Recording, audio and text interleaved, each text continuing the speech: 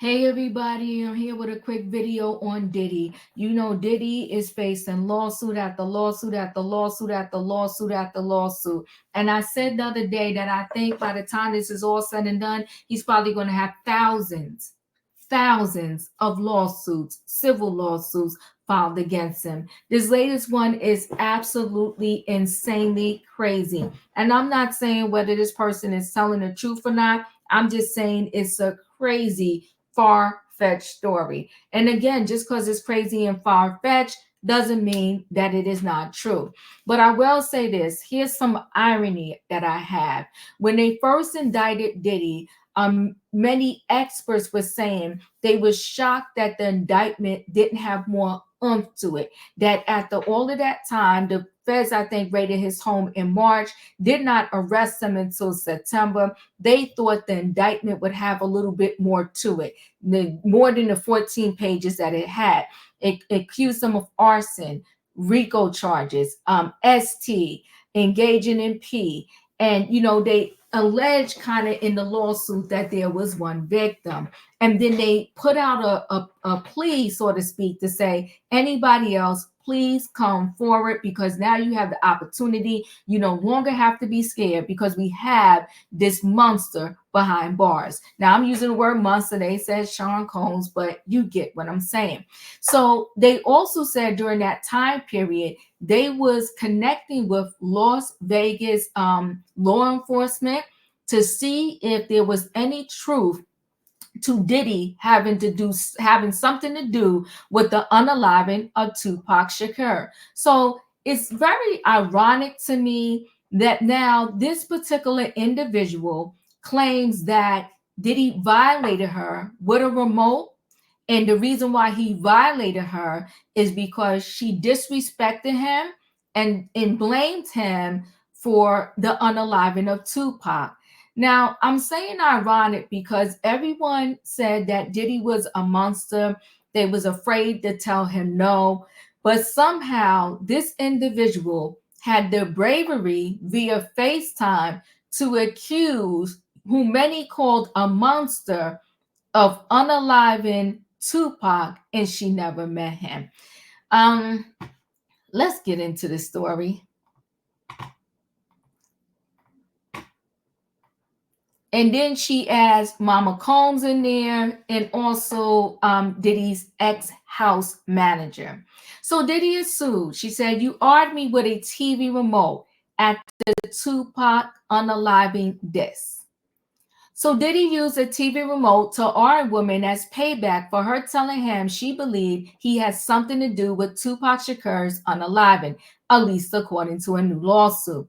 The Bad Boy founder is being sued by a woman named Ashley Parham, who claims Diddy SA'd her in a GB-style R after she dissed him on a FaceTime call. So according to the lawsuit obtained by TMZ, Parham met a friend of Diddy's at a bar in February 2018, and he called Diddy on FaceTime. But Parham says she wasn't impressed by the man's famous friend, telling Diddy to his face she thought he played a part in Pac's unaliving. So here you are at a bar, and you meet someone that said there's Diddy's friend. You don't like him because you feel like he is the reason why Tupac is no longer alive, but you have the bravery to sit on a FaceTime call with someone you don't even know and say, listen, you unalive Tupac. Okay, let's continue. Parham claims Diddy told her she would pay for her Tupac comment and overall dismissal of him. And she says 1 month later, Diddy's friend set her up for Diddy to R her. So I don't have the actual lawsuit, but let me say this. So you knew that Diddy was pissed and he said all this to you after that FaceTime call. So is this a different friend or is it the same friend that lured you to a home, and then when you get to this home, Diddy shows up in your face and tells you like, now you're done, you're cooked? This is crazy. In her suit, Parham says the man she met at the bar invited her over to his Orinda, California home. So it is the same man. So you trusted this man? Why would you even, why? I'm confused. And when she was there, Diddy showed up and told her she thought she would never see him in person. She says Diddy held a knife to the side of her face and told her he would give her a Glasgow smile in retaliation for her Tupac comments. Parham claims Diddy top consultant Kristina. So Diddy came there to get her, and he brought Kristina with him. Okay, so she's saying Kristina was there too, and Kristina told Diddy not to cut her face because they could sell her to potential clients for relations. Parham claims Kristina then threatened to ship her off anywhere in the world, never to see her family again. So now that's helping with the ST stuff, right? And kidnapping that he was charged with.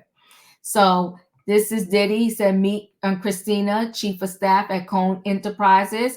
Kristina, aka KK, keeps everything in my life and my business running. She's been my right hand for the last 8 years and has consistently proven to execute and get us done. Don't know how I function without her. So this is this young lady is saying that Kristina was there. In the docs, Parham claims Diddy took off her clothes, removed the knife from her face, and then got a bottle of liquid from a large fanny pack and covered her body in the liquid substance.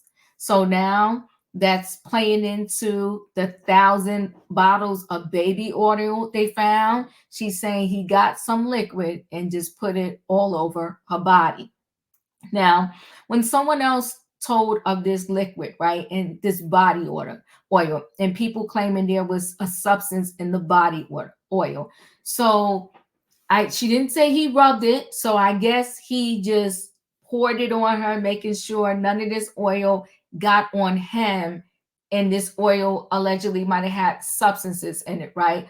But if he's violating her and this oil is on her, at some point, some of the oil would get on him, right? And people are also claiming with this oil, it only takes a little bit if he puts something in it to really knock the person out. So again, if he's getting on top of her and he put this oil on her, wouldn't the oil also get on him too? But let's continue. She says Diddy and KK tried to, so she's saying Kristina was part of the violation too, if we're understanding what she's saying here.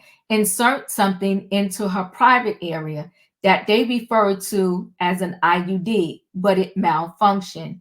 And then Diddy picked up a TV remote and violently inserted it into her private area, using the remote to violently R her. I mean, again, I'm not victim shaming. I'm not saying this is not true or not so. Like you can remotes, even now for me, my remote is pretty big. This is my eyeglass case, but my remote is not too much smaller than this. This can shove all up in you, but okay, we're gonna roll with what she's saying here, right? So let's continue. Parham claims Diddy told her that her life was in his hands and that he could take her and she would never be seen again. And then he later violently arred her from behind and instructed 2 other men to do the same. So now Kristina was there, 2 other men were there. Was the man that set her up to be there, was he one of these men that also violated her? I'm just wondering, which she says they did.